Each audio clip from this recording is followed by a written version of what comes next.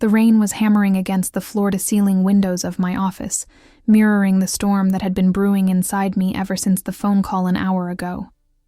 It was him, my father, Robert Miller. A name I hadn't willingly spoken or thought about in years, if I could help it. Now, he was downstairs, in the lobby of my building, the headquarters of Novatech Solutions, the company I built from scratch. He wanted to see me. Needed to see me, his message conveyed, thick with a desperation I hadn't heard since never, from him. My knuckles were white where I gripped the edge of my mahogany desk. 20 years. 20 long years since he'd effectively thrown me out on the street. I was 12. Just 12. My world had already imploded 2 years prior, when Mom died. Cancer. It was fast, brutal, and left a gaping hole in our small suburban house in Ohio. A hole that echoed with silence and the smell of disinfectant. Mom, Sarah, was everything. Sunshine, laughter, scraped knee fixer, bedtime story reader. Her absence was a physical ache. Dad. He seemed lost, adrift. We both were. But while I clung to her memory, her photos, the worn teddy bear she'd sewn an ear back onto countless times, he seemed desperate to fill the void, not heal it. Enter Brenda. Brenda Hayes, his high school sweetheart. The one who got away. He'd sometimes joke when Mom was alive. A joke that never sat right with me even then. Less than a year after Mom's funeral, Brenda was suddenly back in his life. Vibrant, loud, dripping in perfume that choked out the lingering scent of Mom's vanilla baking. She moved in fast. Her clothes filled Mom's closet. Her makeup crowded the bathroom counter. Her laughter, sharp and intrusive, bounced off walls that used to hold Mom's gentle humming. Dad changed. He seemed lighter, almost giddy, but it wasn't the comfortable happiness he'd shared with Mom. It was fragile, manic. He was trying too hard. And Brenda. She looked at me like I was a piece of furniture left behind by the previous owner. An inconvenient, sad reminder of a life she was eager to erase. The conversation, when it came, was brutally swift. It was a Tuesday evening. I'd just finished my homework, the quadratic equations swimming before my eyes. Dad called me into the living room.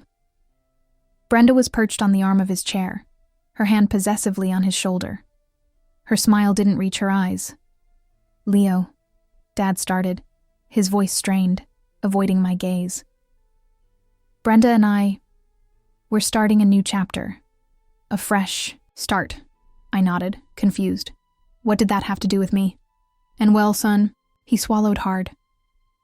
It's difficult. Having you here, it brings back a lot of memories. Sad ones." Brenda chimed in, her voice syrupy sweet. "It's hard for your father, sweetie. And honestly, maybe a change of scenery would be good. For you too? A boy your age needs, maybe more than we can give right now." My blood ran cold. "What are you saying?" Dad finally looked at me, his eyes pleading but weak. I think it would be best if you went to stay somewhere else for a while, Leo. Just until things settle down." "Somewhere else? Where?" My voice trembled. I had nowhere else. Mom's parents, my grandparents, George and Martha Riley, lived 5 states away in Colorado. We weren't particularly close. Mom had moved away young, and Dad's parents were long gone. "Maybe one of your friends?" Dad suggested, grasping at straws. "Just temporarily. Like Mark's family? Or Kevin's?" The room tilted. He wasn't suggesting a summer camp. He was telling me to leave. My home. The only home I'd ever known. The home Mom had made. Because I was a sad reminder? Because she wanted me gone? Tears welled, hot and stinging. "You're kicking me out." The words felt like shards of glass in my throat. "Don't be dramatic, Leo," Brenda snapped, her sweetness vanishing. "Your father needs peace. We need peace." Dad just looked down at his hands. That was it. No fight, no defense of his own son, just surrender. That night, I packed a single duffel. Bag, numb. Photos of Mom, the teddy bear, some clothes. He gave me $200. "For emergencies," he mumbled, stuffing it into my pocket like illicit contraband.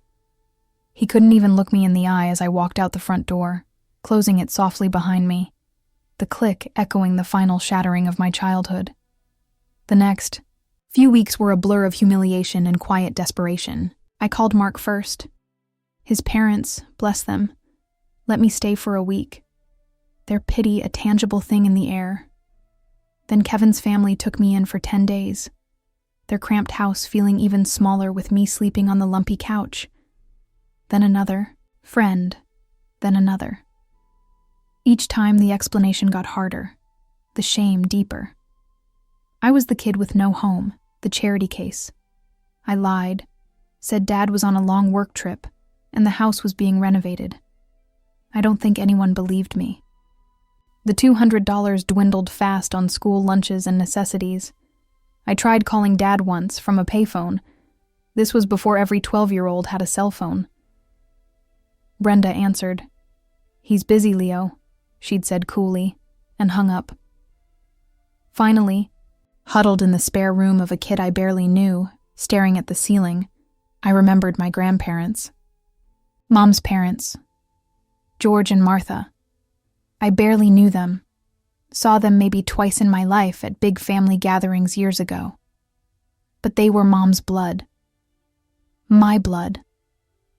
Using the last of my change, I made the call. Martha answered, her voice warm but hesitant when I introduced myself. I choked out the story, the words tumbling over each other, thick with tears I could no longer hold back. There was a sharp intake of breath, then silence. Then George came on the line, his voice rougher, deeper. He asked a few pointed questions. Where was I? Was I safe? How long had this been going on? He didn't yell, didn't curse my father, though I could hear the fury simmering beneath the surface. He just said, calmly but firmly, "Martha's booking you a plane ticket right now, son. You're coming home. To us. Home." The word cracked something open inside me. 3 days later, I landed in Denver. George and Martha were waiting, their faces etched with concern that melted into relieved smiles when they saw me. They looked older. Then I remembered. Smaller somehow, but their hugs were fiercely protective. They didn't bombard me with questions. They took me to their quiet, comfortable house in a suburb nestled against the foothills of the Rockies, showed me my room, and just let me be. Slowly, painstakingly, I learned their story. They were grieving too. They'd lost Mom, their only daughter, and just 6 months before I arrived, they'd lost their son, my Uncle David, in a sudden car accident. Their house, once filled with the noise of their own children, had fallen silent, just like mine had, but for different, tragic reasons. Taking me in, this broken piece of their daughter, seemed to give them a renewed purpose, just as they gave me a lifeline. They never badmouthed my father directly to me, not in those early years. Their disapproval was a quiet, steady undercurrent, expressed in the way they meticulously gathered the necessary paperwork to become my legal guardians, ensuring Robert Miller had no further say in my upbringing. They enrolled me in the local school, helped me with homework, came to my awkward band concerts. Martha taught me how to cook Mom's favorite recipes, her hands moving with the same gentle certainty Moms used to have. George taught me about fixing things, about responsibility, about the quiet dignity of hard work. He ran a small, successful hardware store, a fixture in the community. They weren't rich, but they gave me everything I needed: stability, unconditional love, a sense of belonging. They saw the anger simmering in me, the deep well of hurt, and they didn't try to ignore it. They helped me channel it. George, seeing my aptitude for computers, something I'd tinker with for hours, finding solace in the logic of code, encouraged it. He bought me my first decent computer with money they probably couldn't easily spare. "Invest in your mind, Leo," he'd said. "It's the one thing no one can take away from you." High school passed, then college. A mix of scholarships, grants, part-time jobs, and their unwavering support. I studied computer science and business. The fire in my belly, ignited by betrayal, was now fueled by gratitude for my grandparents and a burning desire to build something secure, something mine. I never wanted to be dependent or vulnerable again. My first startup, a niche software solution for inventory management inspired by George's hardware store, had modest success. Enough to pay back my grandparents, though they protested, and enough to seed my next venture, Novatech Solutions. We focused on AI-driven logistics optimization. It took off like a rocket. Venture capital flowed in, we hired aggressively, landed major contracts. Today, Novatech is valued at close to $70 million. I own a controlling interest. I also diversified, investing heavily in land, hundreds of acres of prime Colorado real estate, a tangible asset, unlike the fleeting promises of people. I made sure George and Martha wanted for nothing. They retired comfortably, though George still liked to potter around the local community garden. They lived in a beautiful house near mine, their health managed by the best doctors my money could buy. They were, quite simply, my world, my real family. Over the years, whispers of Dad and Brenda reached me indirectly. Lavish vacations I saw glimpses of on distant relatives' social media. A bigger house, flashier cars.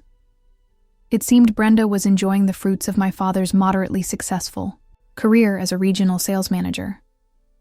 I felt nothing but a cold distance. He never tried to contact me. Not for birthdays, not for holidays, not when I graduated college summa cum laude, not when Novatech hit the news. Nothing. It was as if I had ceased to exist. Then, about 6 months ago, the whispers changed. Rumors of financial trouble, arguments, finally, news of a messy divorce. Brenda, apparently, had been systematically draining their accounts for years. The childhood crush had played the long game. She'd hired sharp lawyers. The divorce, settlement, finalized 3 months ago, left my father with virtually nothing. She got the house, which was heavily mortgaged anyway, it turned out. Most of the liquidated savings, his pension benefits. He was forced into bankruptcy, lost his job in the fallout. Karma, I thought, with a grim sort of satisfaction. The architect of my abandonment abandoned himself, which brought me back to the present. Rain lashing the windows, my intercom buzzing, again. My assistant, Chloe, her voice hesitant. "Mr. Miller, your father is quite insistent. He says it's urgent." Deep breath. "Send him up, Chloe. But stay close by." Revenge. It's a bitter-tasting word. I never actively sought it. I focused on building my life, on honoring the grandparents who saved me.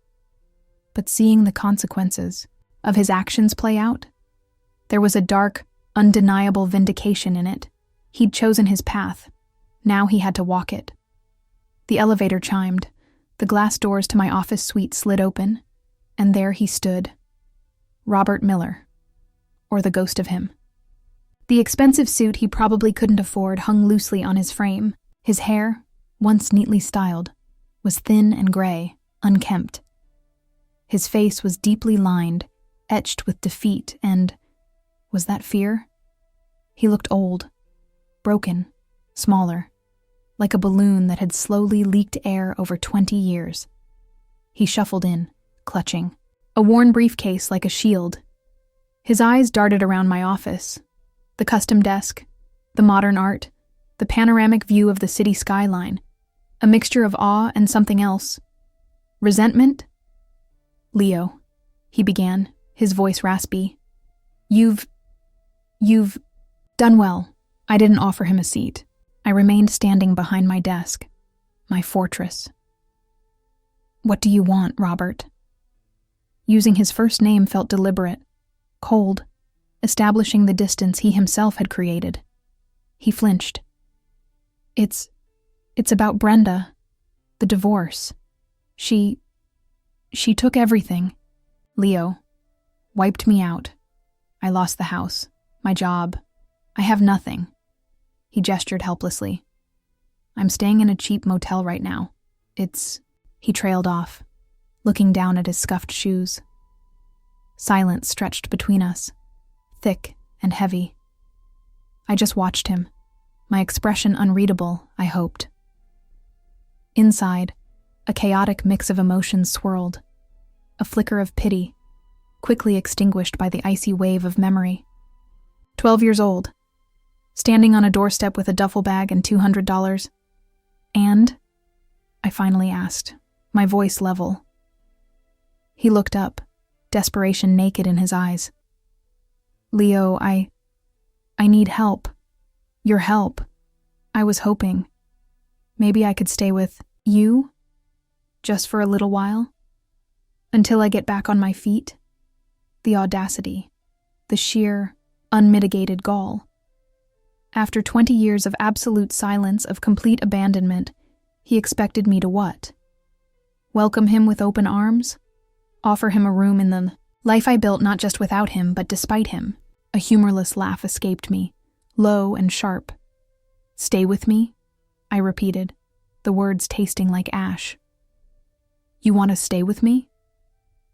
I'm your father, Leo, he pleaded, taking a hesitant step forward.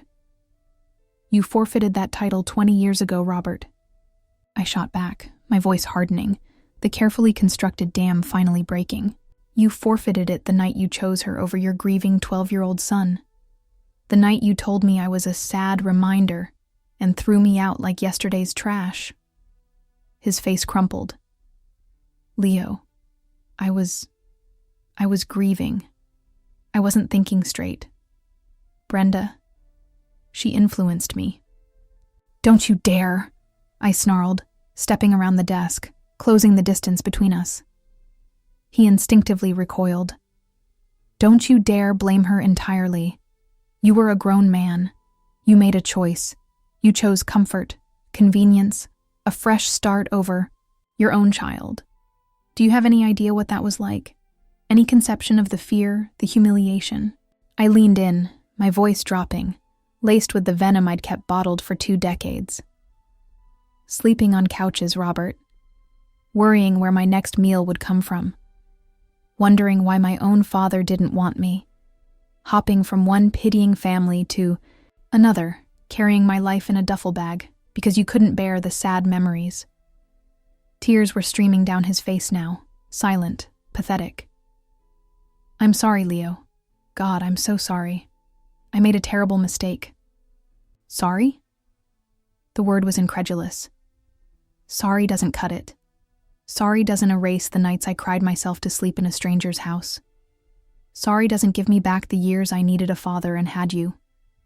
Sorry doesn't negate the fact that the only reason you're here now is because your meal ticket finally cashed you out and left you penniless. I straightened up, gesturing around the expansive office. You see this? Novatech? The land I own? I built this. I did, with the help of 2 people who actually deserve the title of family. George and Martha Riley, my grandparents, the ones who took me in when my own father abandoned me. The ones who supported me, guided me, loved me unconditionally. They are my family. They are the ones who get my loyalty, my support, my resources. I walk towards the door, my steps firm. You asked to stay with me? To get back on your feet? Let me tell you what getting back on your feet looks like. It looks like finding a minimum wage job. It looks like a dingy apartment, not a luxury suite. It looks like the consequences of your own actions, Robert. the ones you made 20 years ago. He looked utterly destroyed, hope draining from his face, leaving behind a gray emptiness. Leo, please. I have nowhere else to go. You made your choices, I said, my voice devoid of heat now, just cold finality. You chose Brenda and the life she offered. You didn't want the sad reminder then. And I don't need the desperate regret now. I opened the office door. Chloe stood nearby, pretending to study a report, but her eyes met mine briefly. Chloe, I said, my tone purely professional. Please escort Mr. Miller out of the building. Robert just stood there for a moment, swaying slightly, the picture of utter desolation. Then, without another word, he turned and shuffled out, shoulders slumped, the worn briefcase bumping against his leg. I watched him go, the glass doors sliding shut behind him. The rain still beat against the windows. I didn't feel triumphant. I didn't feel elated. Revenge wasn't sweet, it was just empty. But it was also necessary. It was the drawing of a boundary etched in stone, forged in the fires of abandonment and rebuilt with the steel of self-reliance and the love of the grandparents who showed me what family truly means. He wanted a roof over his head. For 20 years, George and Martha gave me that. And so much more. My debt is to them. My loyalty is to them. My life is mine, built on the foundations they provided, not on the ruins of the one he destroyed. He could find his own couch to surf on. Some sad reminders are best left in the past.